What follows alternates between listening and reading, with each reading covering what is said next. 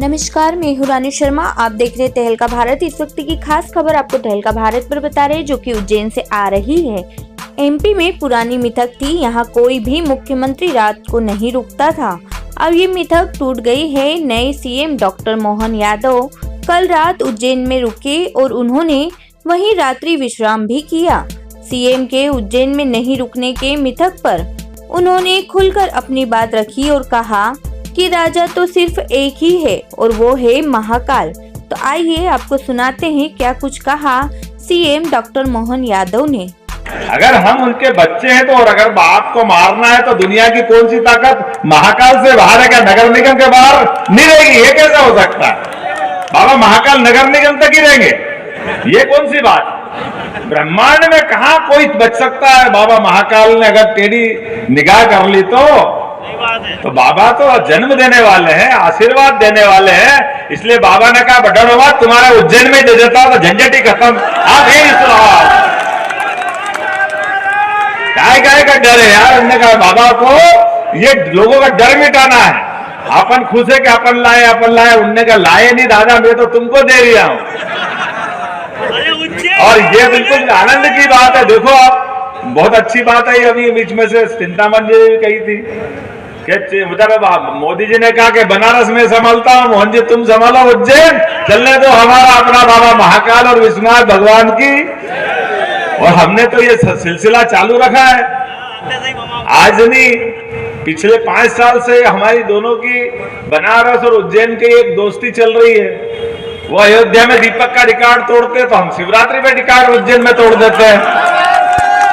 हमारा लाखों का रिकॉर्ड बनता रहता है, उस रिकॉर्ड को हर बार तोड़ते हैं। क्योंकि हमारा अपना ये जो आनंद है, इस आनंद को देवस्थान के आधार पर संस्कृति को समझाने का भी तरीका होना चाहिए।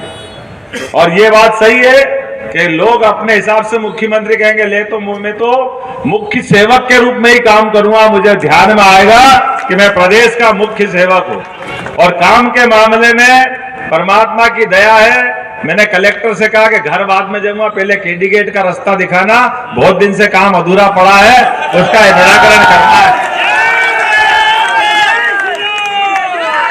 और ये जो सबकी डिमांड है, अनिल जी से बात हुई, दूसरे अनिल जी से बात हुई, इनने कहा कि यार ये थोड़े पैसे कम पड़ रहे हैं तो वो सेंट्रल लाइटिंग नहीं हो रही। मैंने कहा आप चिंता मत करो, तुम्हारा भाई के पास है तो सही,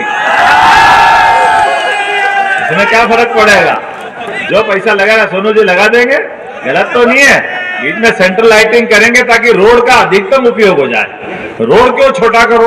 बार बार मकान टूटेंगे नहीं, बार बार क्यों परेशान करना किसी को? और सुविधा का मामला है तो एक बार में होना चाहिए, जो हो जाए। तो 4 करोड़ रुपए लगेगा तो दे देंगे, कोई परेशानी नहीं है, निश्चित रूप से उसको सुधारेंगे। दूसरी एक और बात, हम आज अपनी जिंदगी तो सबकी थोड़ी है। आज 5-25 साल किसने देखे? लेकिन ये गोपाल मंदिर कब बना था? 1940 के आसपास। और ये चौक बना था और बाईजाबाई का मंदिर बना था। उसके बाद में हमको मालूम है कि इस मंदिर के आसपास का ये पूरा मुख्य बाजार था। अब सर्वाधिक भीड़ पड़ती है।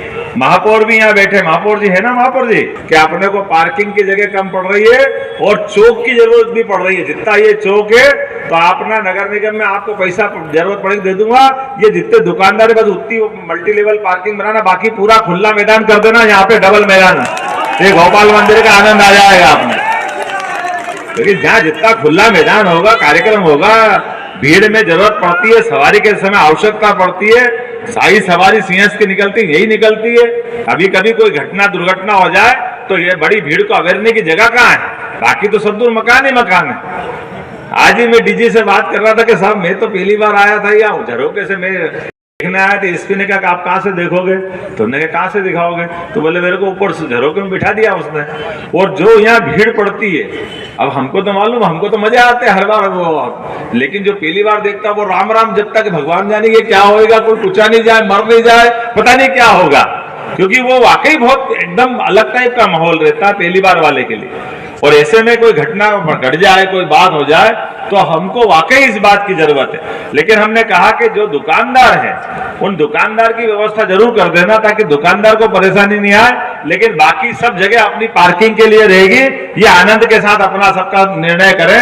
अब लंबा भाषण तो दूंगा नहीं, लेकिन आपने कहा कि काम दिया है और सबने कहा कि काम करना 24 घंटे, तो कल ही उज्जैन संभाग के सभी लोगों के साथ उज्जैन में ही बैठक कर रहे हैं कि उज्जैन में नहीं, उज्जैन संभाग की पहली बैठक रहेगी, उसके बाद 10 संभाग की बैठक करते जाएंगे कि विकास के मामले में जरा देर नहीं होगी, उसी गति से काम करते जाएंगे जो गति का अपना रिकॉर्ड बना हुआ है।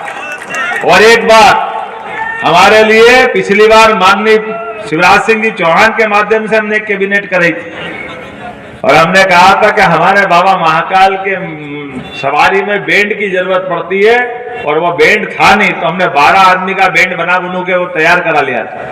अब आपने कहा कि पुलिस के लिए हर जिले में एक बैंड हो जाना चाहिए और विकास के मामले में ये हमने कहा कि अब जहां की जरूरत होगी कैबिनेट भी वही कर देंगे। तो अपने आने वाले विकास के लिए संक्रांति अपनी उज्जैन की अलग टाइप की होती है, उत्तरायण दक्षिणायन उज्जैन से ही माना जाता है। तो उत्तरायण जब चलेगा सने सने दिन तिल तिल करके बढ़ता जाएगा, तो फिर कैबिनेट उज्जैन में करेंगे। पहली कैबिनेट अगर होगी उज्जैन में होगी, उज्जैन के सारे विकास के लिए जो जो जरूरत होगी वो यही मंजूर करके जाएंगे, क्योंकि अब अपने को मालूम है कि परमात्मा की दया से जो मौका आया, तो मौका आया तो मौके को अपने सारे विकास के मामले में धरातल पे देखते हुए जो जहां की बात वही करने की जरूरत है। जब वही करेंगे तो उसके रिजल्ट भी आएंगे।